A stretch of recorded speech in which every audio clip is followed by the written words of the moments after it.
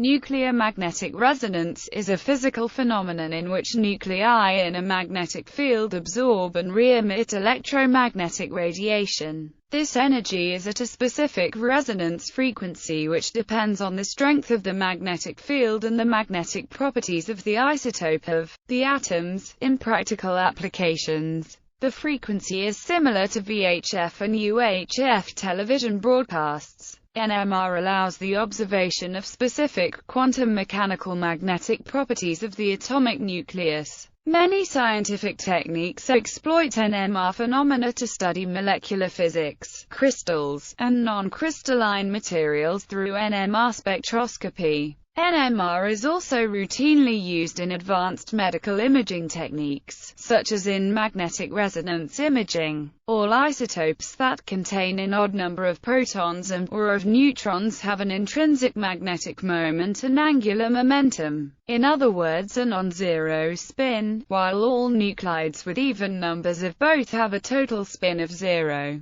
The most commonly studied nuclei are 1H and 13C, although nuclei from isotopes of many other elements have been studied by high-field NMR spectroscopy as well. A key feature of NMR is that the resonance frequency of a particular substance is directly proportional to the strength of the applied magnetic field. It is this feature that is exploited in imaging techniques. If a sample is placed in a non-uniform magnetic field, then the resonance frequencies of the sample's nuclei depend on where in the field they are located. Since the resolution of the imaging technique depends on the magnitude of magnetic field gradient, many efforts are made to develop increased field strength, often using superconductors. The effectiveness of NMR can also be improved using hyperpolarization and/or using two-dimensional, three-dimensional and higher-dimensional multi-frequency techniques.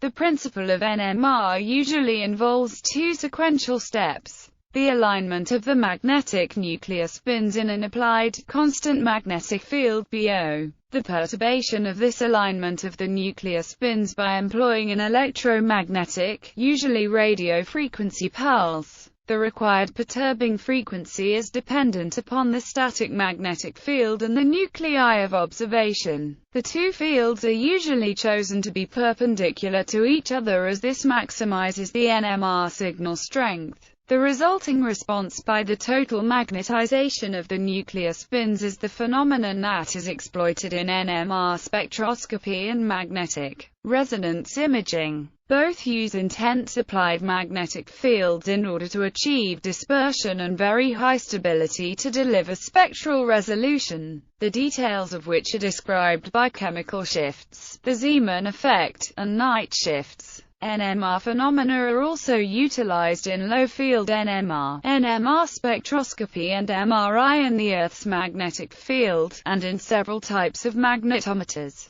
History. Nuclear magnetic resonance was first described and measured in molecular beams by Isidor Rabi in 1938, by extending the Stern-Gerlach experiment. And in 1944, Rabi was awarded the Nobel Prize in Physics for this work. In 1946, Felix Bloch and Edward Mills Purcell expanded the technique for use on liquids and solids, for which they shared the Nobel Prize in Physics in 1952. Yevgeny Zavodsky likely observed nuclear magnetic resonance in 1941, well before Felix Bloch and Edward Mills Purcell, but dismissed the results as not reproducible. Purcell had worked on the development of radar during World War II at the Massachusetts Institute of Technology's Radiation Laboratory. His work during that project on the production and detection of radio frequency power and on the absorption of such RF power by matter laid the foundation for Rabi's discovery of NMR. Rabi, Bloch, and Purcell observed that magnetic nuclei, like 1H and 31P, could absorb RF energy when placed in a magnetic field and when the RF was of a frequency specific to the identity of the nuclei. When this absorption occurs, the nucleus is described as being in resonance. Different atomic nuclei within a molecule resonate at different frequencies for the same magnetic field strength. The observation of such magnetic resonance frequencies of the nuclei present in a molecule allows any trained user to discover essential chemical and structural information about the molecule. The development of NMR as a technique in analytical chemistry and biochemistry parallels the development of electromagnetic technology and advanced electronics and their introduction into civilian use. Theory of nuclear magnetic resonance. Nuclear spin and magnets. All nucleons, that is neutrons and protons, composing any atomic nucleus, have the intrinsic quantum property of spin. The overall spin of the nucleus is determined by the spin quantum number s. If the number of both the protons and neutrons in a given nuclide are even, then s equals 0, i.e., there is no overall spin. Then, just as electrons pair up in atomic orbitals, so do even numbers of protons or even numbers of neutrons pair up, giving 0 overall spin. However, a proton and neutron will have lower energy when their spins are parallel, not anti-parallel. Parallel spin alignment does not infringe upon the Pauli exclusion principle. The lowering of energy for parallel spins has to do with the quark structure of these two nucleons. Therefore, the spin ground state for the deuteron, that has only a proton and a neutron, corresponds to a spin value of 1, not of 0. The single, isolated deuteron therefore exhibits an NMR absorption spectrum characteristic of a quadrupolar nucleus of spin 1, which in their rigid state at very low temperatures is a characteristic doublet. On the other hand, because of the Pauli exclusion principle, the tritium isotope of hydrogen must have a pair of anti-parallel spin neutrons, plus a proton of spin 1/2. Therefore, the character of the tritium nucleus is again magnetic dipolar, not quadrupolar, like its non-radioactive deuteron cousin, and the tritium nucleus total spin value is again 1/2, just like for the simpler, abundant hydrogen isotope, 1H nucleus. The NMR absorption frequency for tritium is however slightly higher than that of 1H because the tritium nucleus has a slightly higher gyromagnetic ratio than 1H. In many other cases of non-radioactive nuclei, the overall spin is also non-zero. For example, the 27Al nucleus has an overall spin value s equals 5/2. A non-zero spin is thus always associated with a non-zero magnetic moment via the relation mu equals gamma s, where gamma is the gyromagnetic ratio. It is this magnetic moment that allows the observation of NMR absorption spectra caused by transitions between nuclear spin levels. Most nuclides that have both even numbers of protons and even numbers of neutrons also have zero nuclear magnetic moments. And they also have zero magnetic dipole and quadrupole moments. Hence, such nuclides do not exhibit any NMR absorption spectra. The last two nuclei are quadrupolar nuclei, whereas the preceding two nuclei are dipolar ones. Electron spin resonance is a related technique in which transitions between electronic spin levels are detected rather than nuclear ones. The basic principles are similar, but the instrumentation, data analysis, and detailed theory are significantly different. Moreover, there is a much smaller number of molecules and materials with unpaired electron spins that exhibit ESR absorption than those that have NMR absorption spectra. ESR has much higher sensitivity than NMR does.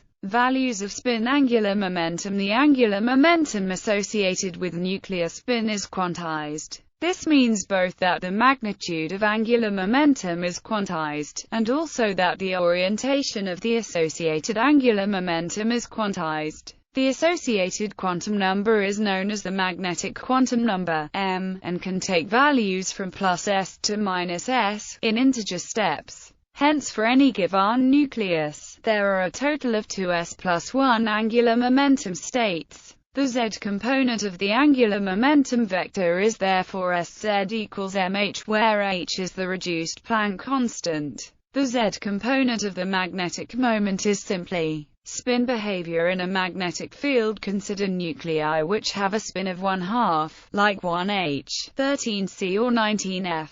The nucleus has two possible spin states, m equals 1/2 or m equals -1/2.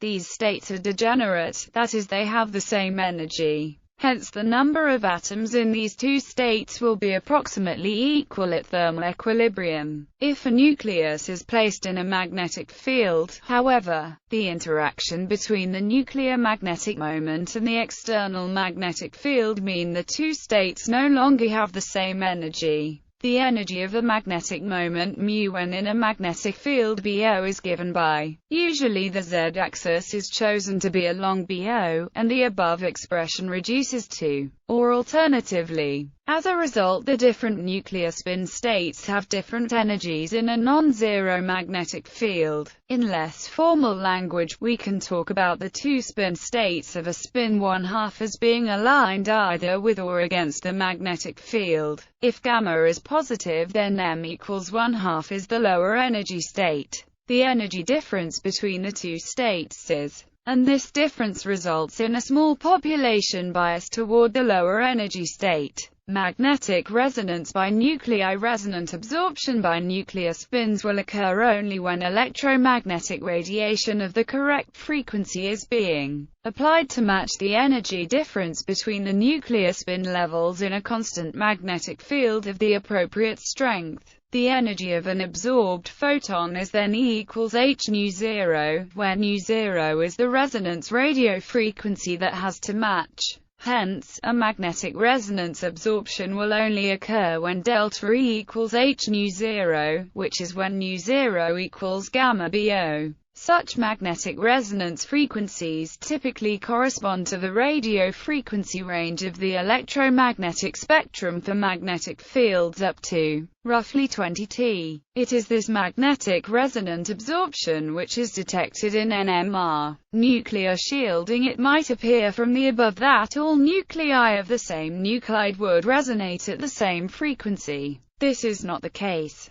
The most important perturbation of the NMR frequency for applications of NMR is the shielding effect of the surrounding shells of electrons. Electrons, similar to the nucleus, are also charged and rotate with a spin to produce a magnetic field opposite to the magnetic field produced by the nucleus. In general, this electronic shielding reduces the magnetic field at the nucleus. As a result, the energy gap is reduced, and the frequency required to achieve resonance is also reduced. This shift in the NMR frequency due to the electronic molecular orbital coupling to the external magnetic field is called chemical shift, and it explains why NMR is able to probe the chemical structure of molecules, which depends on the electron density distribution in the corresponding molecular orbitals. If a nucleus in a specific chemical group is shielded to a higher degree by a higher electron density of its surrounding molecular orbital, then its NMR frequency will be shifted upfield, whereas if it is less shielded by such surrounding electron density, then its NMR frequency will be shifted downfield. Unless the local symmetry of such molecular orbitals is very high, the shielding effect will depend on the orientation of the molecule with respect to the external field. In solid-state NMR spectroscopy, magic angle spinning is required to average out this orientation dependence in order to obtain values close to the average chemical shifts. This is unnecessary in conventional NMR investigations of molecules, since rapid molecular tumbling averages out the chemical shift anisotropy. In this case, the term average chemical shift is used. Relaxation. The process called population relaxation refers to nuclei that return to the thermodynamic state in the magnet. This process is also called T1, spin lattice, or longitudinal magnetic relaxation, where T1 refers to the mean time for an individual nucleus to return to its thermal equilibrium state of the spins. Once the nuclear spin population is relaxed, it can be probed again, since it is in the initial equilibrium state. The precessing nuclei can also fall out of alignment with each other and stop producing a signal. This is called T2 or transverse relaxation. Because of the difference in the actual relaxation mechanisms involved, T1 is usually longer than T2. In practice, the value of which is the actually observed decay time of the observed NMR signal, or free induction decay, also depends on the static magnetic field and homogeneity, which is quite significant in the corresponding FT and MR spectrum, meaning the Fourier transform of the free induction decay. The time is inversely related to the width of the NMR signal in frequency units. Thus, a nucleus with a long T2 relaxation time gives rise to a very sharp NMR peak in the FT and MR spectrum for a very homogeneous static magnetic field, whereas nuclei with shorter T2 values give rise to broad FT and MR peaks even when the magnet is shimmed well. Both T1 and T2 depend on the rate of molecular motions as well as the gyromagnetic ratios of both the resonating and their strongly interacting next neighbor nuclei that are not at resonance.